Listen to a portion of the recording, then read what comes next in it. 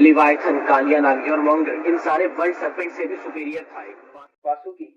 वासुकी जिसे तुम हमेशा महादेव के साथ देखते हो, इसका जन्म सृष्टि के प्रारंभिक युग में हुआ था। ऋषि कश्यप का पुत्र और नागलोक का राजा था। इसके एक आदेश पर पाताल लोक हिल जाता था। इसे देखकर असुर भी घबरा जाते थे। सब कुछ था इसके पास, तन, ताज, शक्ति, सम्मान, और उसने सब कुछ छोड़ दिया क्योंकि उसके पास एक चीज और थी, जिम्मेदारी। एक समय पर जब देव कमजोर पड़ गए थे, असुर ब्रह्मांड निगलने को तैयार बैठे थे, तब अमृत ही एक आखिरी रास्ता बचा था जो सिर्फ समुद्र मंथन से ही मिल सकता था। पर जब समुद्र मंथन का समय आया तब सबने एक दूसरे को देखा और तभी वासुकी आया। वो जानता था उसके बिना यह असंभव है, पूरे ब्रह्मांड की नियति उसके ऊपर टिकी है। और तभी उसने कहा, आप सब मुझे रस्सी बना लो। ये शब्द कहना आसान है, पर जब मंदर पर्वत घूमता है, जब देव तुम्हारी पूंछ खींचते हैं, जब असुर सर को नोच रहे होते हैं, तब पता चलता है कि दर्द क्या होता है। और उसी दर्द को बिना संकोच सहा वासुकी। मंथन चलता रहा और सबसे पहले जो निकला वो अमृत नहीं, विष था। इतना भयंकर कि आकाश जलने लगा, पृथ्वी कांप उठी और वो जहर वासुकी के मुंह से निकल रहा था। सोचो तुम दुनिया को बचा रहे हो और दुनिया तुमसे ही डर रही है। देव भाग गए, असुर पीछे हट गए, वासुकी अकेला रह गया, टूटा हुआ, जलता हुआ, पर अब भी रुका नहीं क्योंकि रस्सी रुक जाती तो सृष्टि टूट जाती। तब आए